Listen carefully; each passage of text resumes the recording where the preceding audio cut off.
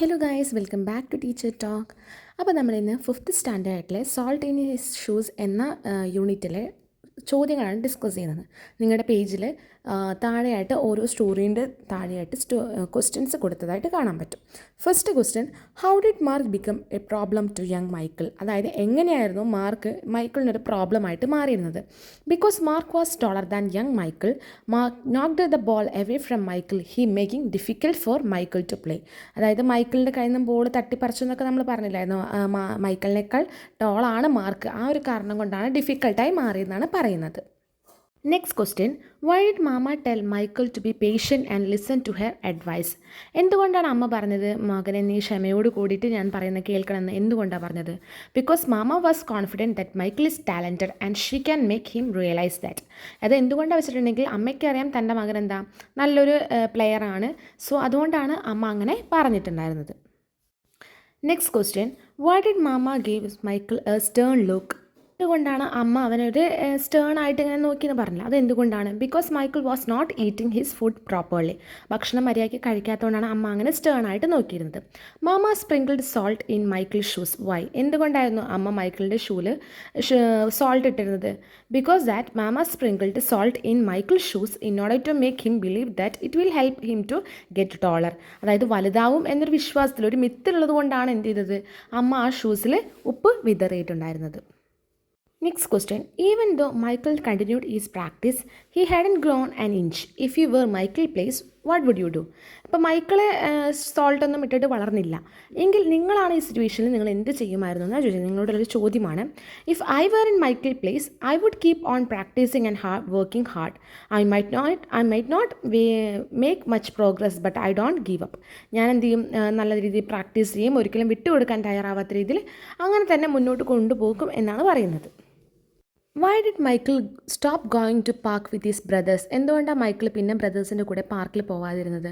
Because Michael decided to go to the park only after becoming taller. അതായത് വലുതായ ശേഷം പോകാമെന്നാണ് മൈക്കിൾ തീരുമാനിച്ചിരുന്നത്. He stopped going instead practising well from home. അതുകൊണ്ട് വീട്ടിൽ നിന്ന് എന്ത് ചെയ്തു, അവൻ പ്രാക്ടീസ് ചെയ്തു. Michael's mother began to worry. What did she do then? അമ്മയ്ക്ക് പിന്നെ വേറെ ആവാൻ തുടങ്ങിയില്ലേ. അപ്പോൾ അമ്മ എന്ത് ചെയ്തു? She asked Michael father to talk him and console him. മകനെ പറഞ്ഞ് മാറ്റിയെടുക്കാൻ, മകൻ്റെ ആ ഒരു വേറെ കാര്യങ്ങളൊക്കെ മാറ്റിയെടുക്കാൻ വേണ്ടിയിട്ടാണ് അമ്മ പറഞ്ഞിട്ടുണ്ടായിരുന്നത്. What was daddy's advice to Michael? അങ്ങനെ അച്ഛൻ എന്തായിരുന്നു മകന് ഉപദേശിച്ചിരുന്നത്? Being taller me help to play better but not as much as practice, determination and giving our best will are the things that make us the real winner. അപ്പോൾ അച്ഛൻ പറഞ്ഞ എന്താ വെച്ചാൽ, മോനെ നമുക്ക് ഹൈറ്റ് ഉണ്ടെങ്കിൽ കളിക്കാരനൊക്കെ ആവാം, ബട്ട് നമുക്ക് അതിനുള്ളൊരു പ്രാക്ടീസും ദൃഢമായ നിശ്ചയം അതിനുള്ളൊരു ആഗ്രഹം ഉണ്ടെങ്കിൽ മാത്രമേ ഒരു റിയൽ വിന്നർ ആവൂ എന്നാണ് പറഞ്ഞത്. What was the result of the advice? ആ ഒരു ഉപദേശം കൊണ്ട് എന്ത് മാറ്റമാണ് ഉണ്ടായത്? Michael jumped and ran to the ground. He realise that being taller is not a highest thing to play. It matters practice, determination and giving the best will. അപ്പോൾ അവന് മനസ്സിലായ കാര്യം എന്താ, നീളത്തിൻ്റെ കാര്യത്തിലല്ല നമുക്ക് വേണ്ടത്, അതിനോടുള്ളൊരു പ്രാക്ടീസും ആ ഒരു ഡിറ്റർമിനേഷനും അതിനോടുള്ളൊരു ആഗ്രഹം ഉണ്ടെങ്കിൽ നമ്മൾക്ക് എന്ത് ചെയ്യാൻ പറ്റും, കളി ജയിക്കാൻ പറ്റുമെന്ന് അവൻ തിരിച്ചറിഞ്ഞു. How did Michael get a chance to play? എങ്ങനെയായിരുന്നു മൈക്കിളിന് കളിക്കാനൊരു ചാൻസ് കിട്ടിയിരുന്നത്? John, one of the boys on Michael team, fell and hurts himself. So Michael join his team instead of John. അതായത് ജോൺ, അവൻ്റെ ടീമിലെ ജോൺ എന്ത് ചെയ്തു, വീണുപോയി. അങ്ങനെയാണ് ജോണിന് പകരം ഇൻസ്റ്റൻ്റ് ആയിട്ട് അവന് കളിക്കാനുള്ളൊരു ചാൻസ് കിട്ടിയിരുന്നത്. Michael did not pay any attention to Mark taunts. Why? അതായത് മാർക്ക് പരിഹസിച്ച് നമ്മളൊന്നും മൈക്കിൾ അത് പരിഗണിച്ചില്ല, അല്ല മൈൻഡ് ചെയ്തില്ല. അത് എന്തുകൊണ്ടായിരുന്നു? Michael did not pay any attention to Mark's taunts because he was focused only his game and determination to play a good player. അവന് എന്താ, ഗെയിം മാത്രമേ കോൺസെൻട്രേറ്റ് ചെയ്തുള്ളൂ, ഗെയിമിൽ ജയിക്കുക എന്നുള്ളൊരു കാര്യം മാത്രമേ ഉള്ളൂ എന്നും അതുകൊണ്ടാണ് മറ്റുള്ളവരുടെ പരിഹാസങ്ങൾക്കൊന്നും അവൻ കീഴടങ്ങാതിരുന്നത്. The next question, why did Michael run to his house after winning the game? എന്തുകൊണ്ടായിരുന്നു മൈക്കിൾ ജയിച്ച ശേഷം വീട്ടിലോട്ട് ഓടിയിരുന്നത്? Because he was so excited and he want to share his victory with his parents. ജയിച്ച ഒരു വിക്ടറി, ആ ഒരു സന്തോഷം ആരെ അറിയിക്കണം? പാരൻസിനെ അറിയിക്കണമായിരുന്നു. Why did Michael's mother stop putting salt in his shoes? പിന്നെ ലാസ്റ്റ് നമ്മുടെ സ്റ്റോറിനെ എനിക്ക് പറഞ്ഞില്ലേ, അമ്മ മകൻ്റെ ഷൂസിൽ സോൾട്ട് ഇടുന്നത് നിർത്തിയെന്ന്. അത് എന്തുകൊണ്ടായിരുന്നു?